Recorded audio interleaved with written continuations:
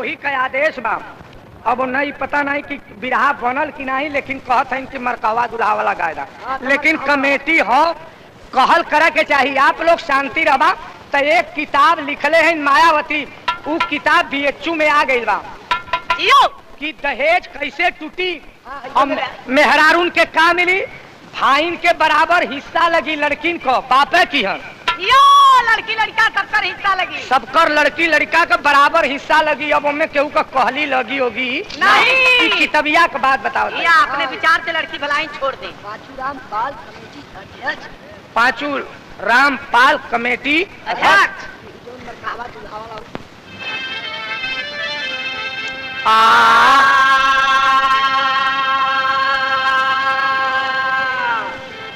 मायावती किताब में लिखले हैं, सज्जनों करिए गौर विचार,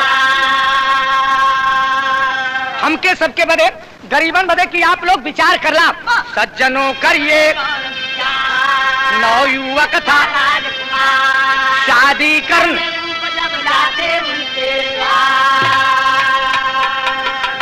देखा भी हम वो किताब में लिखल बा, जरा बगल से आवाज में, वो किताबिया में लिखल बा कि एक लड़का रहल, वो अपने बाऊ के अकेले रहल, तो ओकर बियाह करे जहाँ लोग तो बियाह न करे लड़कवा, और अपने बाऊ के तुम कहे। बाप भाई बा खेत कुल गिराई रख गया, तुम कहा था तो ओकर बाऊ नहीं पढ़ले हन तो तुम नहीं हन, छोटे के तुम कहल जाला। वो इतना मन बढ़ू रहा कि अपने बाऊ के कहा तुम क्या जानोगे, पढ़ ले अपने बाबू का तुम क्या जानोगे, हटो और बकवास न करो, हमारे बियाह के विषय में बात मत करो। एक आदमी गए तो कहे कि भैया, तो उन कह दिलन भैया हमारे लड़का हमारे बॉस का एक का हमारे लड़का बा। लड़कवा से जाके वो डायरेक्ट पूछा तो का बचवा क्या बात है कहिए।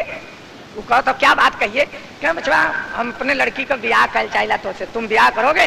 अरे वाह, तुम ब्याह करोगे हमसे। अरे वाह, ब्याह करने आए हो। अरे वाह, क्या बचवा न कर को तक काहे बदे के आई ओकर लड़की बा और उनकर सुपार न ब्याह करने को बचवा तक काहे आई तक का लेब मारुति लेबा बचवा, रुपया लेबा 1 लाख 2 लाख 4 लाख।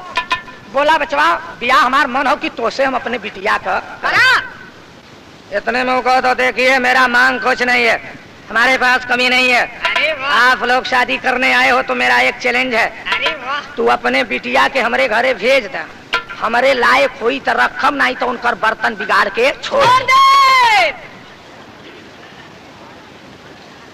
बर्तन का मतलब खाए वाला बर्तन बिगाड़ के 4 थप्पड़ मार के फिर वैसे आपस कर रखम न।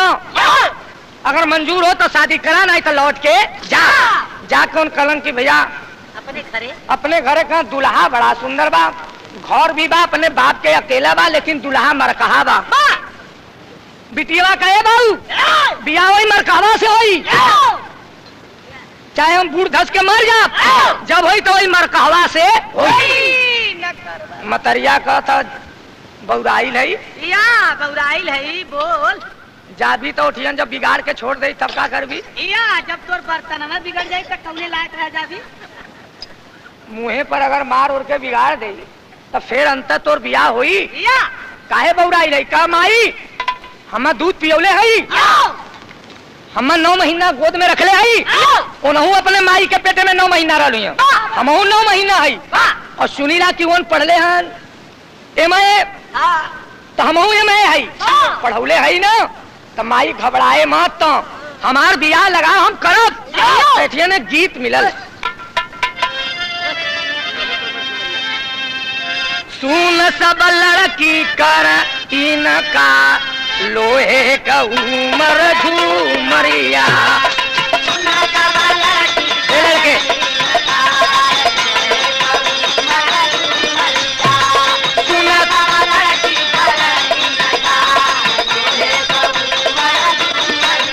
के खाई लोहे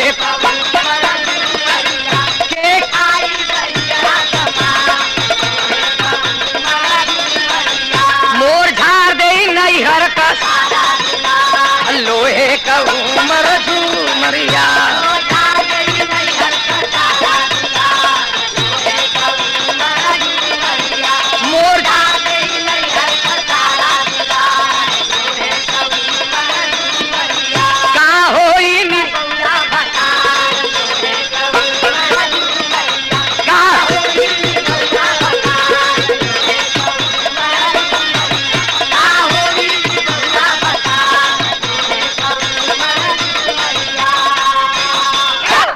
लड़किन का वो हाल रहल कि लोग फूक देत रहल, जरा देत रहल।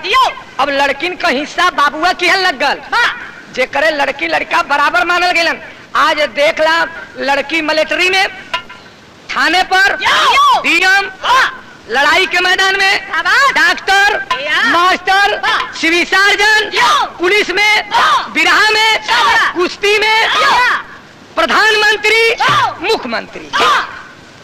अब कहाँ मेहरारू नहीं है बता सकल। अब तू मेहरारू का संती टीका टिकली लगा के घूम कहीं जगह बा बचल, यह बिरहा रहला उहो लग। और कुश्ती आप देख लो बा कै तारीख के कमसेठी में एक दिल्ली से मेहरारू आई लला, एक पहलवान ताली ठोकले, लेकिन लड़त लड़त बरोबर लड़ल ससुरा वाला वो। हम कहत रहा कि मेहरारू से गावाला बतावा ले, तू हमार बाबू है, हमार बियाह कैला, हमार दान कैला, तब बीचवा में हम कौन मेहरारू दियावत है कि जौने से हम गाई। हमारी इज्जत तू बोरा था, तू हम मुआ न देली तो तू कहला का। इतने भरले आदमी में कहतवन कि वो रंडी से वो वाला रंडी ओसे हम गाई। उमियाइन हो ओके बाबू साहब रखले हैं तो गीता राय लिखला, अनीता राय। चलबा रंडी खनवा में सवेरवा तो लिया चलीला, तब न तुह पता चलला, तू घबरा लगा दिखाई तब न मनबा। तैसे हम कहल मत कर, झूठ मत कहना, हम जिया न दे। एक दिन ऐसा बिगड़ गए ना तो कथन जाब लिख दे तो के एक कोई अंगुल न दे। हम कहे बीचे रास्ता में तुहर रम्मा पिए दे मुआर जा, लिखा ही न पैबा। लिखा चला तो कहने का मतलब कानून चीज बा, तुहारे हम न लगी। अब देख ला लड़की तैयार हो गई कि जब बियाह हो तो मरकहवा से खबर आ गई, दुल्हा बारात लेके चल गए। तो बारात का जरूरत तो हो नहीं, वहां से दुल्हन खाली ली आवे के हो तो 3 भाव मिलल है भैया। अरे नयन में काला काला कजरा,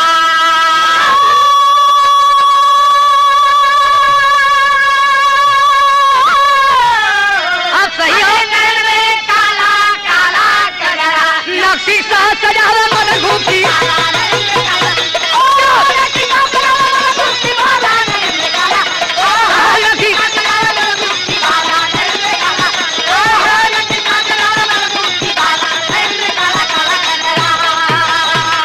पुजारी जी सूर्यामा देख लो अब तक जिला हो गल भदोही। सूर्यामा में जब यह ओटवा पड़त रहा एदवा पर यहाँ प्रधनिया का तो वोट पड़त रहा तो एक चौकी पर अखबार में पढ़ले होगा कि 3 जने के गोली लगल रहा, एक मुसलमान मरल रहा। ओठीन बैठ के लोग गुलचौर करत रहा, वोट पड़त रहा, दूरी पर चौकी रहल। एक के अहिर पहुंचल, वो चौकिया पर पंडित बैठल रहा, उनके रहल भैंसा या दूठे भैंसा रह या जो ताल अनहरिया। अब वही ठियन वो हीरा लेके पहुंचल, वो पगले रहल। पहुंच के कहो का करो लगी कहा खुश रहो का रे फलनवा, आओ आओ का बात है। गुरुजी भैंसिया उठल हो धन आए, कहे अरे यार वैसे तो भैंसा छोड़ देते रहे, भैंसा न छोड़ो। कहे काहे कहा भैंसवन कमरे नाव रखल हो, एक के हो कांसी रमवा, एक के हो मुलायमा। तो कौने के छोड़ी, कांसी रमवा के छोड़ी कि मुलायमा के। तो वही पंडित के गोड़े पर गिरल। कहा गुरुजी हमने गांव कही वो सब नेता फेता हन छोड़ा, उन्होंने का बात का ले बा, उन्होंने के फेर का बात ना बा, जातीता बात छोड़ा, भैंसा छोड़ा जो 150 रुपया लेवे को भैंस धना हम लेके जाए घरे, छोड़ा कबाड़ जब नाव रख दे रही तब नाव से कहबे तो छोड़ब। तब हीरा घुसिया गल, कहे गुरु सुना कांसी रमवा के छोड़ा चाहे मुलायमा के छोड़ा, अडवाणी का बहिन खड़ी न भइल बाई, गोली न चली, बात में बात भल गोली चल गल, कत्ल हो गई। तो जातीता इतना तक बढ़ गई बा, तो आप लोग सूझबूझ के न चलबा तो कत्ल हुई। दूसर उपाय वह भाजपा वाले कांसीराम के मिला के मुलायम के गिरौलन। अब वही भाजपा के समर्थन देलन तो भाजपा फिर गिरा दिले कांसीराम। एक का तलवार से दोनों जने कमूड़ी कटले तो उसे बचबा ना। देखा पहले के जमाने में ऐसे रहल तब बाभन रहलन ऊपर एकदम सबसे ऊपर बाभन रहा, नीचे रहा 85% एकरे नीचे। ई केकरे जमाने में रहल, जब जवाहरलाल रहलन 47 बरिस रहल, तब एकरे बाद अलन कांसीराम, तो उनका कैलन सीधा कर दिलन। अंबेडकर साहब बरोबर, मतलब वो खड़ा जौन रहल तो बरोबर कर दिलन। का वोट का मतलब हो गल, जौन वोट पंडित का तवन वोट चमार का, तो उन कर दिलन बरोबर। तब से आ गए कांसीराम, तो उन गपदे उलट दिलन, तब पंडित हो गईलन तोरे, चमार हो गईलन पंडित लोग समर्था दिलन, तब चमार मुख्यमंत्री उलट गयल। तौने पर वही तुम्हारा सब होसा नहीं है, न तो हम मुआ देवे घरे, अब भेंट न कर सकी। पार गंगा नो पुलवा पर ढकेल के मुआ देव कि हम कौन फेर बा, तमाम नेता बान चल के हम अपन छूट जाब कि इनके मुँह जिले के कौन फेर लगल। अपन वही राम के घोरामा पुले के नीचे जाके ना कुछ फिकर कुमारी के दिल, जैसे मायावती के कौनो चिंता नहीं रहल कि हमार केहू का करी, तैसे वो लड़की तैयार भइल बा। ना कुछ फिकर कुमारी के दिल, कैसन मर कहवा दुल्हा निखट के नर नारी, देखन मर कहवा अरे ना गमरा बबुई परसन मर कहा अरे ना गूंगी अरे ना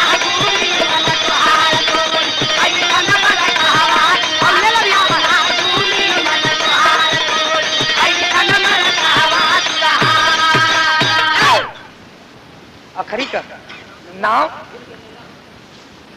महेंद्र 30 रुपया अखरी से मायावती के त्याग पर की मुख्यमंत्री हो गई लड़की।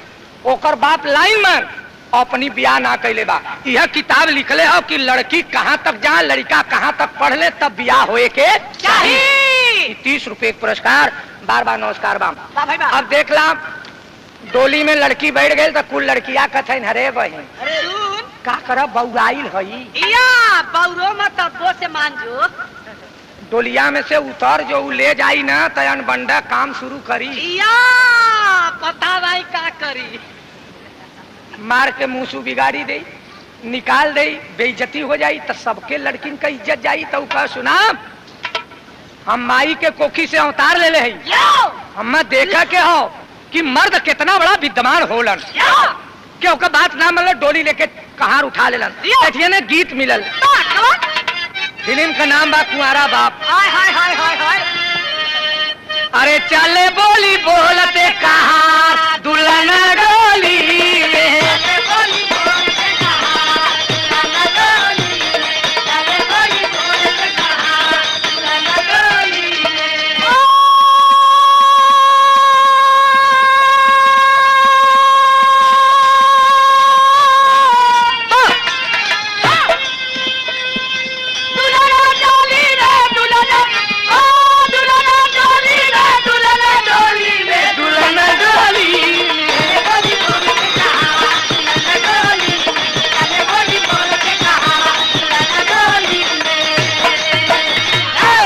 जे कहार डोली लेके जात रहल उ अगिला कहार कहे तो पछिला हाँ कर हुकारी भरे, अगिला कह का है ऊंचा खाला, है ऊंचा खाला, धक्का न लागे, दूल्हन न जागे, चूतर सटा के कंधा लगा के पारी पर कंधा बदला करता, पारी पर कंधा बदला करता, पारी पर कंधा बदला करता। आए गए खड़ा खड़ा दुलारे, आए गए खड़ा खड़ा दुलारे, आए गए खड़ा खड़ा दुलारे, आए गई अब ससुराल दुल्हन डोली में, आए गई अब ससुराल डोली, आए गई अब ससुराल में, दुल्हन डोली में, दुल्हन डोली में,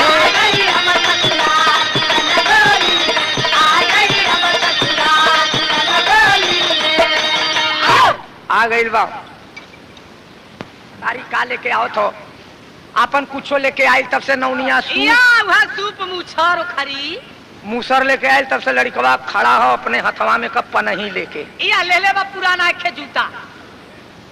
अब ओकर माई कहता ए बचवा देखा मतारी बोलल ए बचवा शान मारल जाला जान ना मारल जान। तोरे के बहिन हो ना, अगर जब ऐसा ही जाए और केहू बेइज्जत करे तो तोके कैसन बुझाई? या बोल तो के कैसा लगी भला? तब से वो लड़कवा खड़े बकवास कर रही हो। हमारे साथी से तुमसे मतलब क्या है? तब से नौनिया का तो बड़ा तू है एक बेटवा भैल बा तई दहेज लेवे देवे के तू घुड़कत हुआ चुतिया बना रही हो। हटो पीछे, अंग्रेजी शुरू बा मुसर लेकर आई हो। हमारा ब्याह कैसे होगा? तब लड़की समझ गई कि अब मारी छोड़ी ना। भाई जब इतना ढीठ है आदमी बा कि केहू का माई बाबू हित नात बातें नहीं मारा था तो बहनिया कला करे भैया। आज हमार इस शौक रहा कि हमारे भैया का ब्याह हुई तो हम पोखरा खनक तो हमके पैसा मिली। भगवान कर रही है तुम्हारे ओखरा पोखरा से हमसे क्या मतलब है? आई हो यहाँ पोखरा लेकर, पीछे हट, चला रहा यहाँ से। ओहू के गुरु के भगा दे। कुल मिलन के जब भगा दे तब दुल्हनिया करोड़े निकले बिजने। चल निकल निकल निकल निकल चल ले निकल निकल चल। वो बेचारी निकल के धीरे धीरे चलत है। या चल ही रंगल के घर में हाल। अब रंगन के घरे में ले जाके हला दे। अब आप लोग यही ठियन देख ला, एक के ब्राह्मणवादी शादी होला, पंडित लोग बियाह करई हैं तो जब से लड़का का बियाह न हुई तब से ओकरे शरीर पर नया कपड़ा नहीं चढ़ा देता। ब्राह्मण इतना बदमाश होला। बा भाई बा, अरे इतना झूठ बोला था भैया। 5,000 रुपया लग जाता सीट बनवाने में। मान गए कि तो 10,000 का अपने लड़का के बनवले बाय सफारा सेठ हो से हमसे मतलब नहीं। लेकिन ही बतावा कि जब दुल्हा नहाला पंचो अंगने में तो पानी रोप जाला या वहाँ बड़े का पानी होला भैया। अच्छा वह का हो जाए वहाँ लड़की नहाए के या तब बभने के कहले। हाँ अगर लड़का के खजुहट भल हो तब छुतिहर पानी दवा देव लड़कियों खजुआवा शुरू करी। अरे यार उसको साबुन से बढ़िया नहवा करके उसको वस्त्र पहनाना चाहिए। वो पानी गंदा रोप करके ले जा करके लड़की के ऊपर छोड़ रहे हो, कह रहे हो कि ब्राह्मण बर का पानी हो, ओकरे यहाँ का बीमारी वहां ले जाता है। पंडित के कहले और लड़का नहा ले तो ओके तो 5,000 वाला कपड़ा पहरा जाता। का पहरा जाला नहा ले तो कहीं लिया हुआ बब्बा वाला बुढ़ा वाले फटैया लुंगी ले ले। जामा जोड़ा या जामा जोड़ा जोने में सरवा चिल्लर रेंगे ले वह कपड़ा ओके पहरा जाए। तब बुढ़िया कही कि एक हुआ फटैया लुंगिया दे देना है, ओठी नौनिया ले ले। एको बस्तर चढ़ल है दुल्हा पर, दुल्हा के 5,000 का कपड़ा बनौला।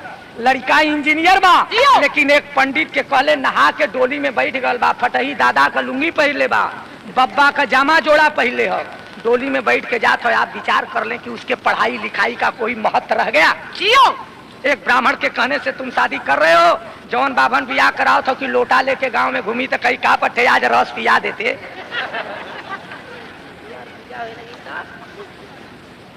उन तोरे इंजीनियर के पुराना कपड़ा पहरा के ले गई और जब दुआर लगी तब समधी का दुपट्टा जमीनी में रगड़ा ही। दौड़ दौड़ के तो का बिछा जाला पंडित के। या पंडित के का बिछा जाए दुआर में? तो सब गद्दा, पंडित के गद्दा बिछा जाए। और बारात मालिक के कमरा। बाप भाई बा और दुल्हा के आमे का चैला। और दुल्हन के का बिछा जाए भैया? पतरी। तोरे भी आए के का एकदम से माथे में गोबर ठाटे। लड़का के नवाओ मारुति करो, शेरवानी पहराओ, दरवाजे पर जाके सोफा सेट कुर्ता सोफा सेट सजल हो, माला लेके पूरी बराती खड़ा बा। सब लड़कन के आशीर्वाद देत बा। लड़की लड़का मुंह खोल के मटुक बांध के तैयार बांध बादशाही। उसी समय फोटो करना चाहिए और सब आशीर्वाद दे का जनी केहू के मुंह से सच भी निकल सकता लगा। तक कहने का मतलब है आप लोग कौने कोठरी में पड़े हुए हैं। ये चंदन वालन के गोली मारो कैठे मार कैठे हैया गंगा के तीरे लूटा था, कुछ मंदिली पर लूटा था, एक के कनी कौन अखबार में निकसल, कनी कौन स्वामी हन, कनी कहाँ बिहार का वो निहा ले चंदन लगावे ले न, एक मेहरारू वो न रोज चाहला कुल्हा उतार के ले गल कर घुघुट खोल, मुंह खोल, जूता तलने बा मारे बदे लड़किया के। लड़किया कला सुना सैया मारा मत, तू हम फूक देबा तबो संतोष बा, मट्टी का तेल छिड़ी के फूक दा संतोष बा, लेकिन एक बात बता देता, कितना पढ़ले हुआ कहे में? लड़किया कला में तो हम पढ़ले, कहा मुंह खोल, कहा सैया सुना ई मकान केकर बा? मायावती अपने बाबुओं को तार दे और जहाँ बिया के जाई तहो तार दे जियो, और लड़का रही तो अपने घर में तारी। दू भाग में बा, लड़की अपने बाबुओं के देख ली, अपने वहू घरे देख ली, दूध रे तैसे वो लड़किया कलाई केकर मकान हो सैया? कहीं हमारे बाप का, कहीं रकम के कर कहूँ हमारे बाप का, कहीं साड़ी के कर कहूँ हमारे बाप का, कहीं सारा संपत्ति के कर का हमारे बाप का। तब लड़कियाला ता है के मर दिए जवान, लड़किया कहला ता के है, ता के है, ता मरबे का ही के, तोरे बापा का जब संपत्ति हो तो है के, तोर जूता चली तो हमार लतरी चली। तब लड़किया कहला ओकर बहनिया माई घबराए मत, फौजियो चप्पल निकल ले, मिल गई हा जोड़ा का एकदम, अब सीख ले। आई बोल दे, हाँ पीछे घूम के ले ले। इतना बड़े लोग के आशीर्वाद का प्रतीक्षा बा, लड़की घुड़ गए तब से बहनिया माई से कथा घबरो मत, यही से देख जब वो जूता मारी तो लतरी जरूर मारी, ढीठ बा।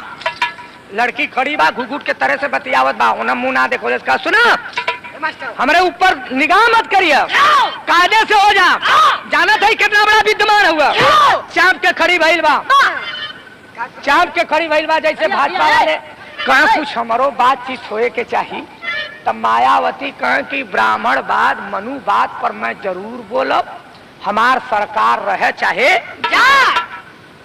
बोलल हो ना, आप लोग अखबार पढ़ले होगा, ऐसा लड़की ना पैदा भइल जौन लोग चमार कहत बा, वो पूरे पार्टी के डार दिले हो कि मनुवाद पर मैं जरूर बोलेंगे, चाहे सरकार रहे चाहे तब कहना बा। वो लड़की कह दे लम्बे से बात करा, जूता हमारे और नहीं होना, हमारा लतरी चली, पहले क्या कहना हो कि लड़की लड़का पढ़ के अपने बल पर खड़ा हो, नौकरी सर्विस लड़कियों के मिला था लड़कों के मिला था, दोनों जब सर्विस कर ले अपने बल पर हो जाता है, अपने मन का चुन के जेके मन हो तैसे बियाह अपने बल पर हुआ, तो जौन पसंद लड़की कोई वो लड़की के लड़का के पसंद का बियाह कर ली, और लड़का के जौन पसंद हो लड़की से बियाह कर ले, बंधने का कोनो जरूरत है नहीं है, लिखित प्रमाण कोर्ट से। तो यह लड़किया मायावती का कहनाम बा, तू लड़की कहले का अरे डबट के अरे तौने और तोहरे बाप का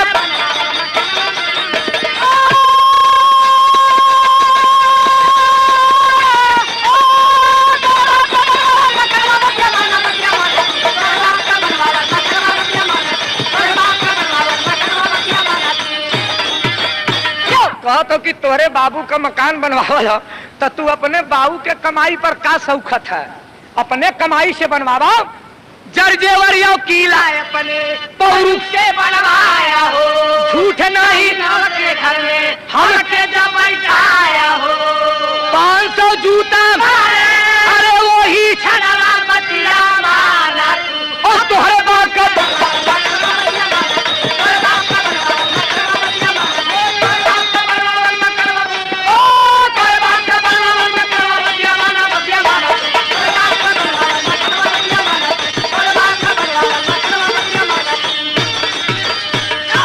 जब अपने मन का मकान बना लिया, हमने साड़ी खरीद लिया, रकम पहिराई है, तब हमारे मांग में सिंदूर नहीं है, तो जौन तो हम फूका जा रहा मारे कोई तो करिया तब बर्दाश्त करो, वही तुहार हम एको बात बर्दाश्त ना करा। इतना संपत्ति तोहरे बाबू कहो, हम तो तोहरे बाबू कहिला, वही तो तुहार हम ना भाई।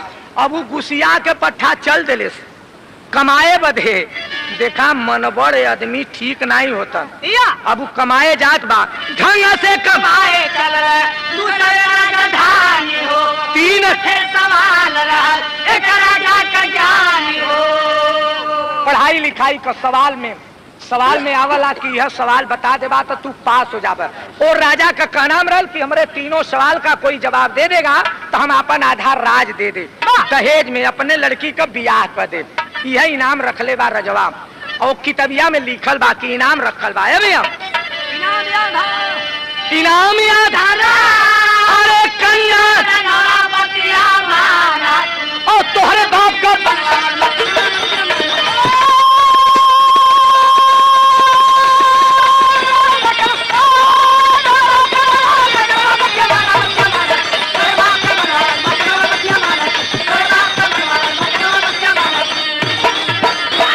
देखा। अब लड़किया जो रहल लड़कवा के सवाल का जवाब ना दिले सो के हो गल जेल। अब बजावा लगल तसला, जेल काटत हो और एमए कैले भा और जाके वहाँ बियाह करत करत तो जेल काटे लगल। तब देखत रहल भाजपा वाला लड़कन के का कहले रहल कि जे इम्तिहान देत में नकल करत के पकड़ा जाई ओके का होई जेल। और जेल भयल कितना लड़की लड़का इम्तिहान नहीं देला या गरीबन का कितना लड़की स्कूल छोड़ देले, कितना जवन लड़की लड़कन का कितना हाथ फेल हो गल इम्तिहान के समय। और उनके लड़की लड़कन का तवन दिल्ली से लखनऊ से कापी जांच के आके घरे रखल बा, इम्तिहान नहीं भयल बा। इम्तिहान देवा लड़का नहीं गइलन, पास हो गइलन। तो जब मुलायम दोबारा मुख्यमंत्री भैलन तो पहले ए शासन के छोड़लन कि लड़का स्कूल में इम्तिहान दिया जैसे मन हुई तैसे, कोई रोक टोक ना रही। और कुहारन के पट्टा कैलन कि मट्टी लेवे बदे कुहार दूसरे के खेते में न जा। देख ला लड़किया कैले का बाप, लड़किया हर सोचा था दुल्हा का तो फंस गया। अभी CID बनल, उतना पढ़ले और जेल काटत, उतना पढ़ले CID बनल। अब लड़की लड़कन के विद्या से कितना बड़ा अंतर बा। कैलेश का ए हवर गुजरिया घूम रही पतवार, घूमता घूमता राजा जी से बोली सी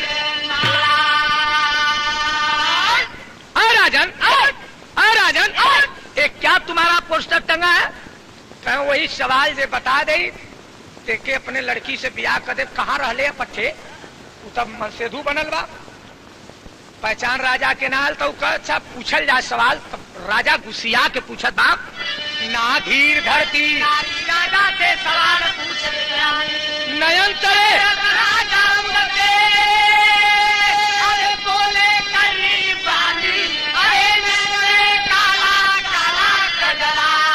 कमल चीज ना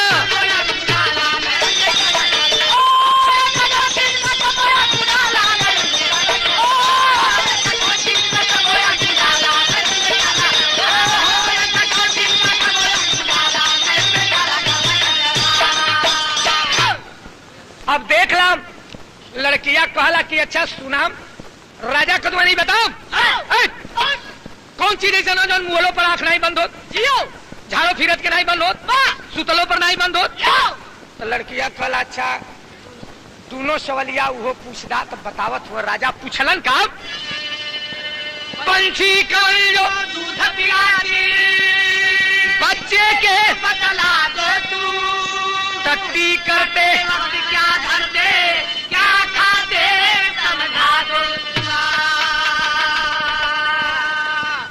देखा तीनों सवाल पूछ देलन तो लड़किया को तो सुना कान खोल के मंत्री लिखो हमारा तोरे सवाल का जवाब देते। मछली आँख मुझे ना राजा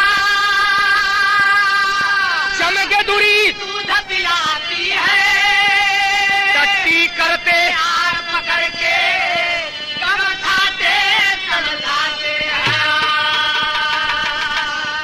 एक के सवाल निकल कापी में जांचे बदे लड़कन से कि ऐसा कौन नेता मरल रहा जौन 2 साल में फुकाया। वाह भाई वाह। अरे 2 साल में फुकायल तो भैया कई कुंटल कितना लकड़ी का टन लगल हुई। तब तो फेला हो बे लकड़ी जोड़बे त या तब तू ही तई जोड़ के बता दे अरे कितना यार लगल हुई। तुम दिमाग लगाओ, लड़कन के पढ़ा लिखा रहो तो लकड़ी जोड़बा। या तक कितना लकड़ी लगल हुई भैया। वो जानल कि कौन नेता रहलन 2 साल में फुकैलन? गंगापुर का राज नारायण। ये साल में मुअलन और वो साल में या एकर मतलब आज और काल। ये लड़कन के इम्तिहान में आल बहुत लड़का फेल हो गए, बहुत लड़का बता दिलन फेल फैसला भल हुआ। मजाक बात ना बा। तो कहने का मतलब बोला ऐसा सवाल डाल दिले बान तो कहलन की मछली आंख नाम उनत। ई बात मान गए राजा साहब। तीनों बात चमकेदुरी जवन होले नी चिड़ई होले। इन्हने अंडा नहीं देती बच्चा दे रही तो इन्हने के पेशाब कर का जगह नहीं हो, पैखाने के रास्ते टट्टी करिया वही कहीं बच्चा भी दे ली।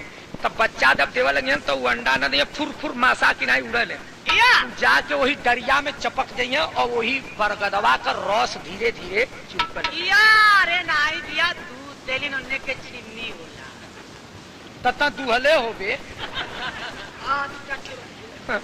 ऐसा बतियावला मासा की नहीं वो बच्चा देत हो तो ओके कितना बड़ा मुंह हो जौन छिम्मी में ना के सुरकी। अरे यार जरा विज्ञान पर आ मर्दे। राम का खप्पड़ लेके तो बहुत दिन भीख मंगलिए। का बाबू मास्टर साहब हाँ? ना बैरियर लगाओ। एक एक आदमी ये जेल से निकल के जाए आवे। अच्छा जेल से निकल के आवे जा। जैसे मुलायम सिंह अयोध्या में बैरियर लगौले रहलन कि एक एक आदमी आवे एक एक आदमी वो लड़कियां लगा दिले बात भइल का। ए भैया गावा देबो उतना जने बैठल न हुआ एक जने का बात हम लेके चलो। अरे उतारा तुर के खुशी गद्दी ऊपर सारे देहलिया सबको राजा अपने सजन आठों पहर चीलम समक एक दिन उनसे जीतू ना देखा। अब वो जब राजा हो गई लड़की जैसे मायावती मुख्यमंत्री हो गई तो मुख्यमंत्री भैलिन तो का कैलिन वो जवन कौन मुसलमान रहलन मुख्तार अंसारी के जेल से निकाल के जवन मुख्यमंत्री के पुलिस शासन वह अंसारी जी के आज उनकर शासन खत्म हो गल। मुख्तार जी पर फिर मुकदमा चालू हो गया बंद हो गई। और जौने दिना जय दिना वो रहलिन तय दिन संघे लेके घूमत रह केहू कहे वाला ना रहल। अब वो लड़कियां जवन तो रुक अब अपने दुल्हवा के चिल्ले तो कही है मरकावा रुक तब कहता कौनों के नहीं हम ही के कर बहिन पता नहीं का रोकत है कर बहिन गरियावत मन में चल जाता। तब से लड़कियां गलाए रुक इधर तब जाके बकवा होता कहे जा सरकार का अब दांत नहीं पोरत हो। अब न लड़की के पनही जूता से मारी बुद्धि बा क्या कहा जा सरकार।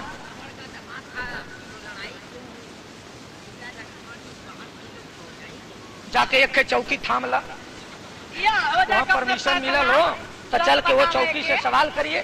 कोई गा रहा है तो बकवास न करिए। हाँ हो तो खूब मिली तू घबरा दी। अब देख लीजिए जब वो लड़की तैयार हो गई तो उन्होंने कहा इधर आओ इधर आओ। जब वो आ गई तो कहता तुम्हारा घर कहाँ है तब बता देलन कि हमार घर फलाने दरे फलाने का बेटवा है। तब लड़की जान गई कि वास्तव में हमार दुल्हा ही है।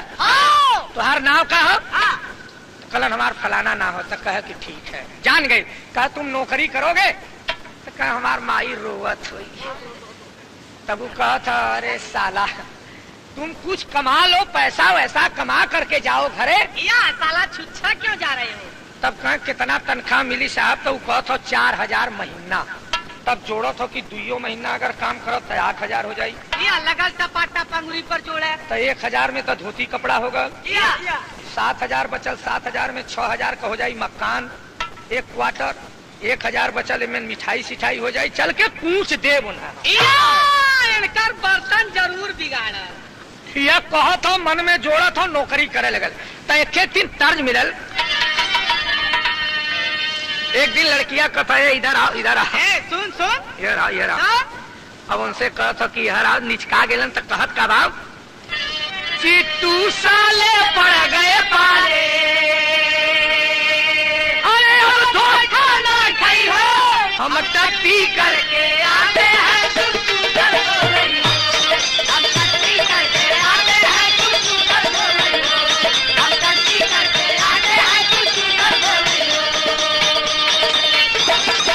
मेरा वचन निभाएगा तू, मेरा वचन निभाओगे तू, मेरा वचन निभाओगे तू, अपने घर चल जाओगे, तू अपने घर चल जाओगे, तू अपने घर चल जाओगे, हम नौकर दूसर मंगाएंगे, हम नौकर दूसर मंगाएंगे, हम नौकर दूसर मंगाएंगे,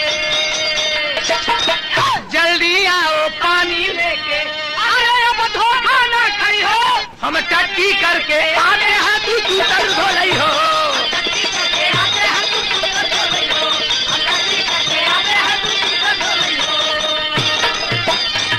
देख ला मेहरारू बा ओकरे विद्यमानी बा, वो देखा जाके दूसरे राज में उन जेल काटत हुआ तो उन्हें जेल से भी छोड़ौले और अपने राजा भइल बा और अपने दुल्हा के तनख्वाह देत बा। एक दिन उनसे कहता कि मालिश करवे तो देखा लालच बुरी बला, लालच केहू के हो जाई धोखा धोखा हो। अब ओकरे इतना लालच होता, एक दिन कहता मालिश करवा हमें चिट्टू तो कहथन कि कितना पैसा देबा सरकार, कह ले ले जौन तोरे मानो 500 रुपया दे दे तो हम मालिश कर। लड़किया का ले ले 500, तब वो लगल मले 500 रुपया पर मालिश लगावत हो, मालिश करे लगल तो मन से धू के देही से मेहरारू के देही से अंतर होला, मले तो कहे सरवार रानी हो कि राजा बड़ी एकर सारे का पता नहीं चलत तो का बड़ी गुज गुज बात तो सोचलस कि ऊपर हाथ चढ़ाई राजा होई तो हाथे में लड़बे करी, या कुछ न कुछ नेकर पहले बा सरबाई, जब ऊपर हाथ कहले तो लड़किया का तो करे साला ऊपर के हाथ बढ़ाता है, कहे सरकार हमार मन कहले से कि साहब को चूतर हो बजे का खींच के मर दे। कहे कि तुमको ऊपर का मलने कहे नीचे मालिश लगाओ, 500 रुपया हो गया। अब एक दिन उनसे बुला करके कहता कि कितना लेबे पानी छुएंगे तो 4000 दे दिया तो 4000 4000 8000 और 500 8,500 जोड़ ले करे से तने में तो हम उन्हें मारी दे, बर्तन तो बिगाड़ी देवे सर, मारा को के हरदम दिमाग बनल बा, दिमाग में ओकरे यह बा कि चलब तो मारब जरूर। अब लड़किया के जब पानी छुआवे लगल तो लड़किया कुर्सी पर बैठ के ऐसा चूतर पीछे के निकाल दे बा, कुल्ला कैले नहीं बा, उन्हें नाथा था कुदारी से कि मर्द का हुआ और मेहरारू का है, अजुआ का लेने तना बना था ना। एक दिना गए मुगल सराय देखे तो एक मेहरारू आगे आगे जाता और ओकर दुल्हवा तो ने खाते में अटैची ले ले, लड़का काने पर ले ले बा, लड़का छिनिक के ओकर कुल सेट भेज दे ले बा, वो आगे धकियावत के जाता तो दांत निपुर ले जाता। हम कहे अच्छा सजा मिला एक के बियाह और कह लेता हारमोनिया मास्टर कराला, तब तो एक दशा हो समझावे मनबे नहीं करे, हमें का समझा दे। अब देख ला भैया वो चूतर जब धोवे लगन ना तो ओकर निगाह बिगड़ गई, सोचले कि तनी निहूर के देखी ये सारे के हो कुछ की नहीं है, सरवा रानी हो कि राजा हो। नीचे जब ताके लगल तो सोचले कि ऊपर चढ़ा ले हो नगोटवे से, तब से सोचले जिंदगी रहो चाहे जाओ हथवा गड़ा पते से। लड़की उठ के गड़ा नहीं सरकार लोटा छूट गला हाथे से सरकार, तब हमारा हाथ अंड बंड गला, हमारे नियत में खराबी नहीं हुई।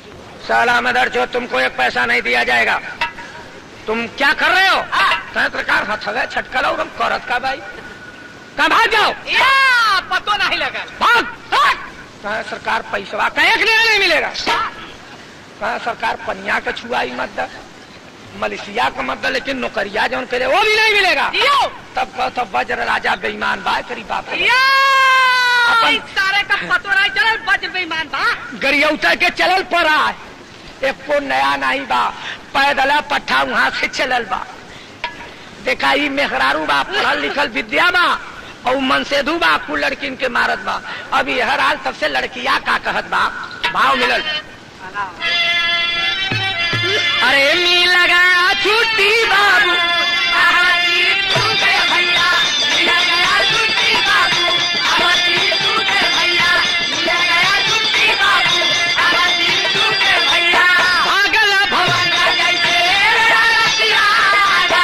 पहुंचा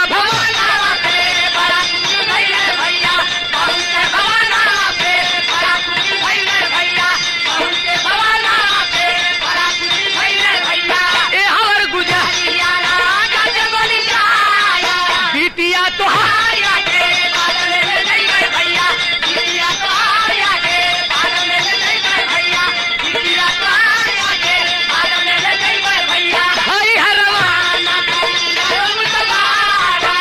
अपने बब्बा के पहुंच गए और चिटुआ वही रास्ता में बा। तब से अपने बब्बा से कहला, बाबू जी हम तब बाबू के घरे से देख के आ गई। तब ओकर जवन लड़कवा का बपवारल तो रोवे लगे।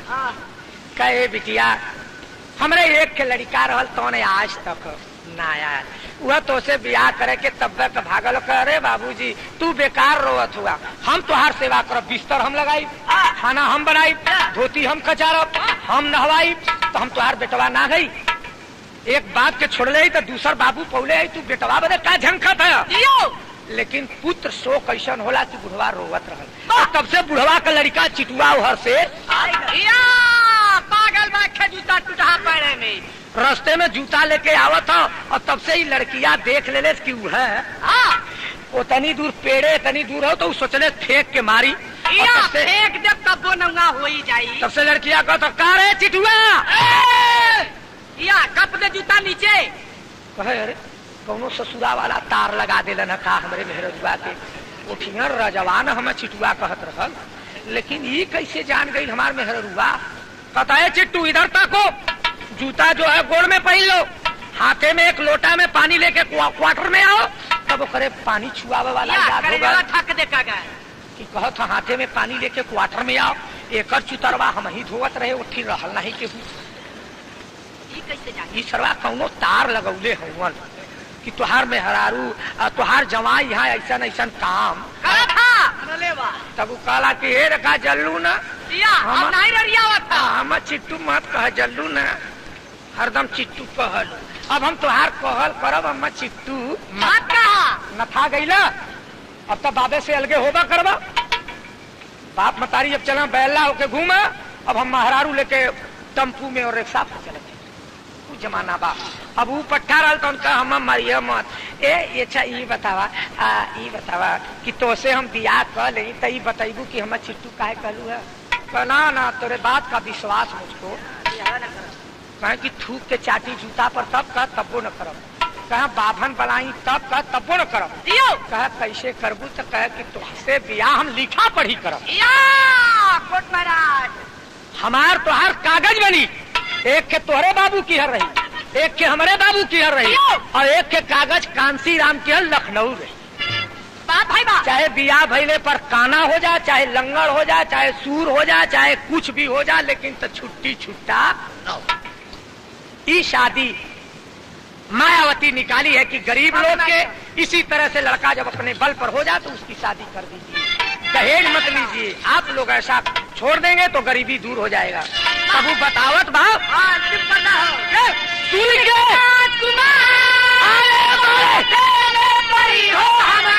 हम के चिट्टू वाली बतिया